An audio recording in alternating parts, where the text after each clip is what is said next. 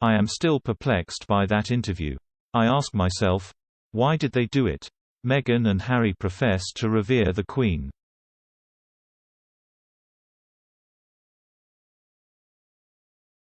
I have no reason to doubt that. But they must have known how much distress their barrage of allegations would cause her, and doubtless Archie's ailing great-grandfather as well.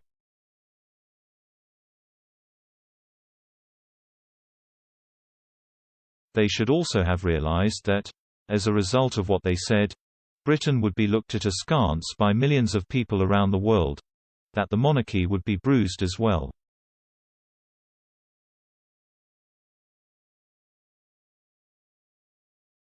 Oprah Winfrey, in that cloying language adopted by American celebrities, wondered what Buckingham Palace might think at hearing you speak your truth.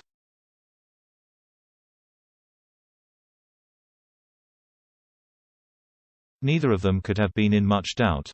It is one thing to have a go at the media and to point out that some newspapers, but not this one, so far as I am aware, have veered dangerously close to describing Meghan in terms that are tantamount to dog whistle racism.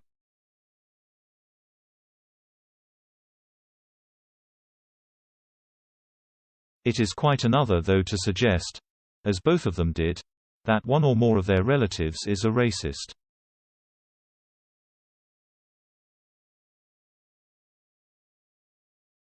This was the most damaging charge of all. Prompted by Oprah, Meghan insinuated that an unnamed member of the royal family had discussed Archie's possible skin tone in terms which betrayed racist attitudes.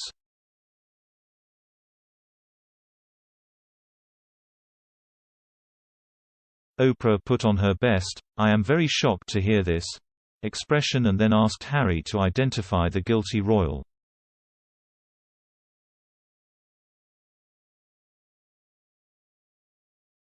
He refused to do so, adding coyly that he was not comfortable with sharing the name of their target.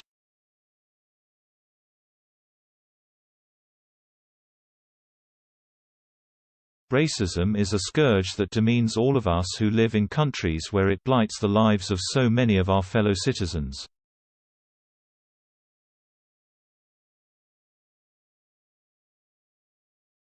But to jump from this ugly truth to the conclusion that merely to discuss the skin tone of a baby is an act of racial prejudice is patently absurd, as any of us who have mixed-race relatives and friends will tell you.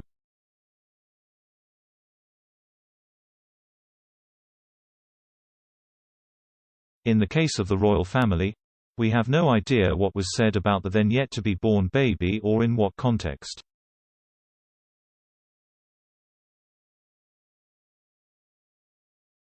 Inevitably though, by a process of elimination, it was evidently not the Queen or the Duke of Edinburgh. Some fingers will point at Archie's grandfather.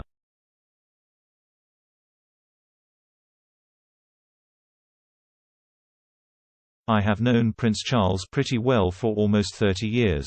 First have seen him in close-up with people of all ages, colors, races, ethnicities and religions.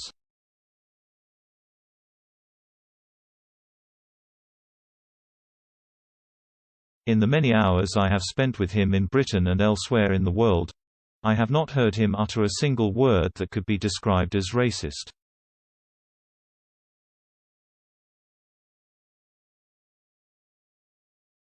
I have not spoken to him or any of his staff about the interview, but I can well imagine how he must feel saddened, frustrated and bemused.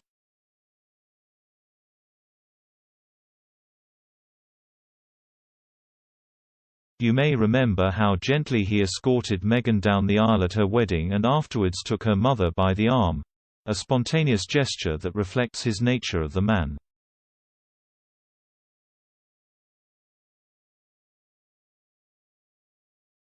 Even more tellingly, talk to those young black people in Britain who know him through the Prince's Trust, or their parents who were there when he has so often been the first public figure on the scene after an inner-city upheaval or riot, seeking to understand and to reconcile.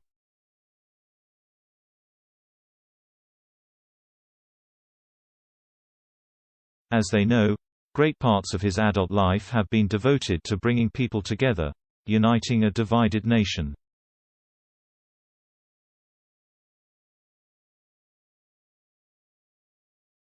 No racist could do that. The prince does not have a racist bone in his body. Prince William, clearly horrified by the allegation, felt this so strongly that he broke with convention to say so, succinctly and bluntly.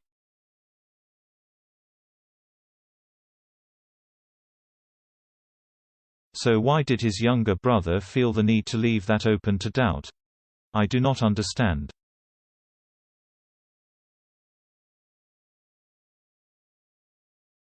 I watched Harry when he was a young child in the grounds of Balmoral, playing mischievously with his father, who, like any parent, could on occasion become exasperated by his obstreperous offspring.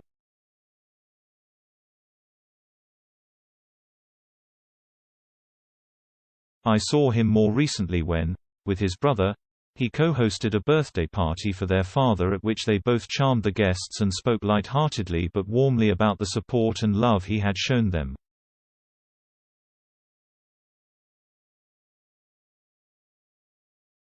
So why did Harry feel the need to tell the world that he felt really let down by his father and, though he is clearly not short of a bob or two, that his family had literally cut me off financially?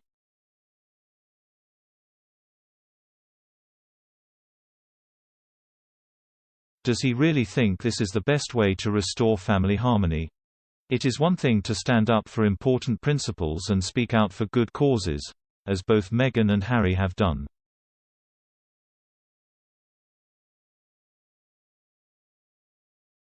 We all benefit when they talk about mental health and especially about the extremes of emotion that can accompany pregnancy.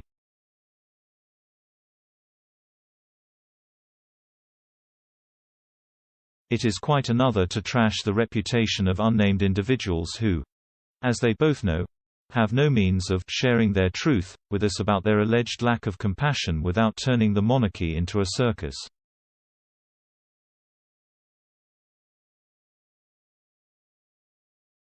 Did they really wish that? There are those who very much hope that they did. For those columnists who feed on gossip, rumor, half-truths and lies about the royals, and regurgitate it for public entertainment, the interview is manna from heaven.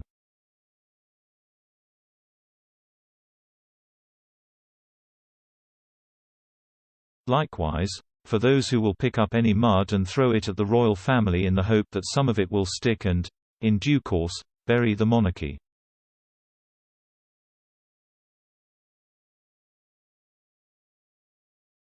These should be distinguished from those honorable Republicans who don't play that game. Their guns are directed openly and cogently at the hereditary principle.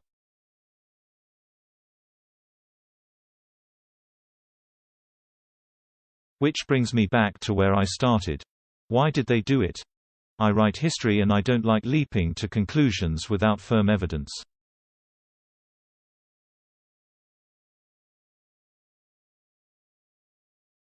So I have to speculate. Was it a malicious enterprise, designed to humiliate the royal family?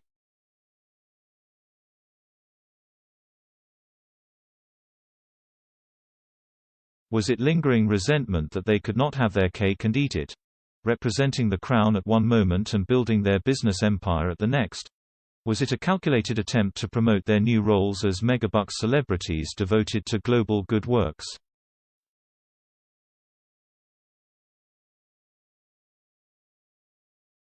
I don't want to believe any of that. Better by far that it was a confused bundle of powerful emotions as they adjust to a new and uncertain life that prompted them, unthinkingly, to share their truth with the rest of us.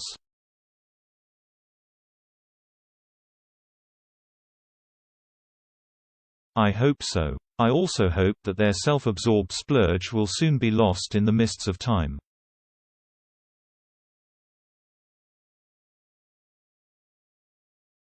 There are rather greater issues to face in these troubled times.